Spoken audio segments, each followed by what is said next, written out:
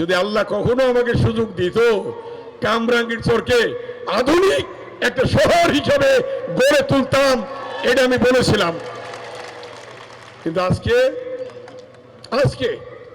যে ব্যক্তিকে দেওয়া হয়েছে হামিদুর রহমান হামিদ, আপনাদের যে অসমাপ্ত কাজ গ্যাসের, সেই গ্যাসের কাজ হামিদুর রহমান হামিদ করে দেবে ইনশাআল্লাহ।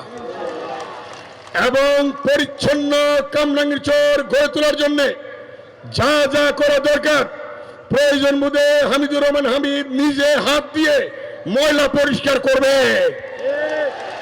তারেক রহমান একটা কথা বলেছেন, এই যে কাগজটা পড়ে আছে, কাগজটা নিজে তুলে গার্বেজে ফেললে অসুবিধা আছে? বলেন নাই তারেক রহমান? আমরা তো জিয়ার সৈনিক, খালেদা জিয়ার সৈনিক, তারেক রহমানের সৈনিক, তাহলে আমরা করবো না কেন? বলেন, করবো কিনা? কি হামিদুর রহমান করবে না?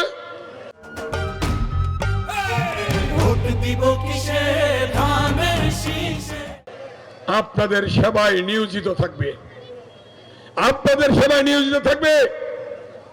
আজকে বাংলাদেশে গণতন্ত্রের বিরুদ্ধে, নির্বাচনের বিরুদ্ধে ষড়যন্ত্র চলছে। ৭১-এর ঘাতকরা, মা বোনদের ইজ্জত লুণ্ঠনকারীরা আজকে প্রতাপ দেখাচ্ছে, কিন্তু জনগণ গ্রহণ করবে না। কি আপনারা করবেন? গ্রহণ করবেন? দেখেন দেখি কি করবেন? করবেন গ্রহণ? করবেন না, জনগণ গ্রহণ করবে না। কারণ মহান স্বাধীনতার ঘোষক শহীদ রাষ্ট্রপতি জিয়াউর রহমান স্বাধীনতার ঘোষণা দিয়েছিলেন। যখন ১৯৭১ সালের ২৫শে মার্চ এই ঢাকায় হানাদার বাহিনী আক্রমণ করে, পরের দিন স্বাধীনতার ঘোষণা দিয়েছিলেন জিয়াউর রহমান। বেগম খালেদা জিয়া ৯ বছর আন্দোলন করেছেন, নিজের সন্তানদেরকে তাদের দিকে তাকাননি। তিনি সেদিন নেতৃত্ব দিয়ে এই দেশে গণতন্ত্র এনেছেন। তারেক রহমান দীর্ঘ ১৭ বছরের মধ্যে একযোগ আন্দোলন করে তার বক্তব্য ছিল, দেশ যাবে কোন পথে? ফয়সালা হবে রাজপথে। রাজপথে হয় নাই ফয়সালা। ৫২-এর ভাষা আন্দোলনে সালাম বরকত রফিকের রক্তের বিনিময়ে রাজপথে ফয়সালা হয়েছিল, মায়ের ভাষা প্রতিষ্ঠা হয়েছিল। ৬২-র শিক্ষা আন্দোলনে ওয়াজুল্লাহ বাবুলের রক্তের বিনিময়ে সেদিন শিক্ষার অধিকার প্রতিষ্ঠা হয়েছিল, রাজপথে ফয়সালা হয়েছিল। ৬৯-এর গণঅভ্যুত্থান শহীদ আসাদের রক্তের বিনিময়ে সেদিন রাজপথে ফয়সালা হয়েছিল, দেশ গণতন্ত্রের দিকে ধাবিত হয়েছিল। ৭১-এর মুক্তিযুদ্ধ শহীদ রাষ্ট্রপতি জিয়াউর রহমানের নেতৃত্বে সেদিন রণাঙ্গনে যুদ্ধ করার মধ্য দিয়ে এখানে আপনার বাংলাদেশে স্বাধীনতা এসেছিল।